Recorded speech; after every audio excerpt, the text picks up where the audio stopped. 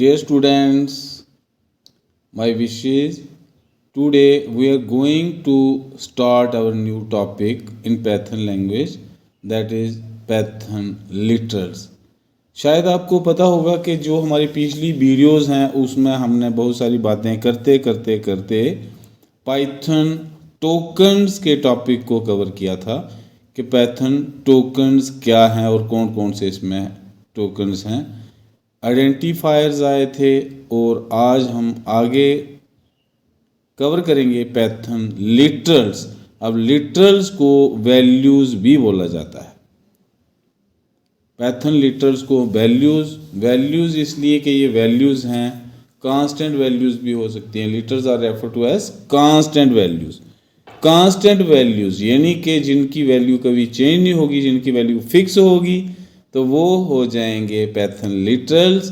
लेकिन इतना ही नहीं, पाइथन लिटरल्स काफ़ी टाइप्स के हैं और एक एक को हमें डिटेल में देखना है।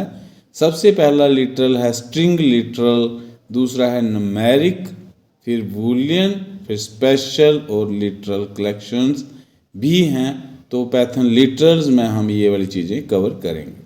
सबसे पहले शुरुआत करते हैं तो स्ट्रिंग लिटरल्स हैं।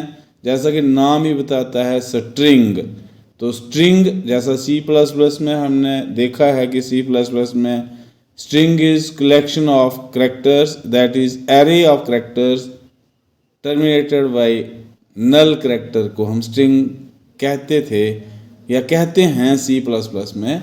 लेकिन अभी पाइथन की टर्न है तो पाइथन टेक्स्ट इनक्लोज्ड इन कोट्स, चाहे वो सिंगल हैं, डबल हैं या ट्रिपल हैं, किसी भी तरह के वो कोट्स हैं और उसके अंदर हमने टेक्स्ट रखा,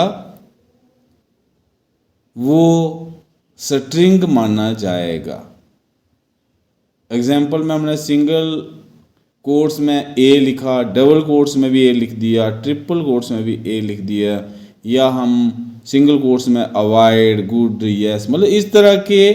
मेन बात यह है कि किसी भी तरह के कोट्स हैं, चाहे वो सिंगल कोट्स हैं, चाहे वो डबल हैं या ट्रिपल कोट्स हैं, उसके अंदर जो कैरेक्टर्स रहेंगे, जो टेक्स्ट रहेगा, उसको स्ट्रिंग माना जाएगा। इस तरह से पाइथन ने कहा है।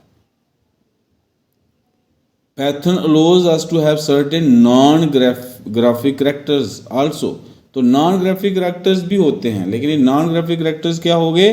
That are not typed directly on screen, जिनको हम टाइप करते हैं स्क्रीन पे डायरेक्ट टाइप नहीं होते, कोई एक्शन होता है। जैसे कि बैक स्पेस की को दबाते हैं तो बैक स्पेस की वो स्क्रीन पे दिखती नहीं, लेकिन एक्शन होता है। इसी तरह से टैब्स हैं या कैरे रिटर्न वगैरह हैं, तो ये भी स्ट्रिंग वैल्यूज में आएंगी। These non graphic characters can be represented by using escape sequences. अब इनको रिप्रेजेंट कैसे करेंगे?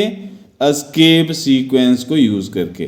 तो एस्केप सीक्वेंस बैक स्लैश को लगाकर एस्केप सीक्वेंस बनती है। अब अगर आगे की बात करें तो बैक स्लैश अगर हम लगाते हैं और उसको हम उसके बाद हम चाहे एक या ज़्यादा कैरेक्टर्स लिख देते हैं तो वो कंसीडर हो जाती है हमारी एस्केप सीक्वेंस। तो ये कुछ एस्केप सीक्वेंसेस यहाँ पे लिखी हुई है मैंने।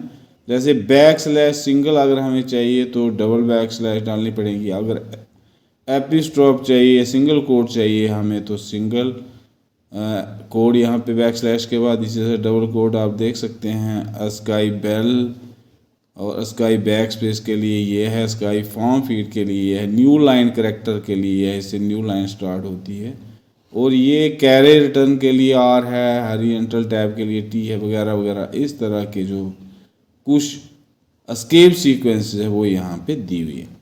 तो चलिए थोड़ा सा आगे और इस वीडियो में कंटिन्यू कर लेते हैं। स्ट्रिंग की टाइप्स क्या है? अभी हमने स्ट्रिंग लिटरल पढ़ लिया, लेकिन बहुत इंपॉर्टेंट बात यहाँ पे आई है, स्ट्रिंग टाइप्स इन पाइथन। तो पाइथन में स्ट्रिंग टाइप्स कितनी हैं? तो मेरे ख्याल में इसको नेक्स्ट वीडियो में कवर कर लेते हैं, क्योंकि प्रोग्रामिंग भी बीच में देखनी पड़ेगी, तो वीडियो लंबी हो जाएगी, इसलिए इसको नेक्स्ट वीडियो में हम कवर कर रहे थे। Thank you. इस वीडियो में इतना ही। हमने खाली पाइथन लिटरल्स की डेफिनेशन पढ़ी है, स्ट्रिंग लिटरल्स क्या हैं वो पढ़ा है, और एस्केप सीक्वेंसेस क्या क्या है पैथन में वो हमने पढ़ी। थैंक यू, यहाँ तक रखते हैं।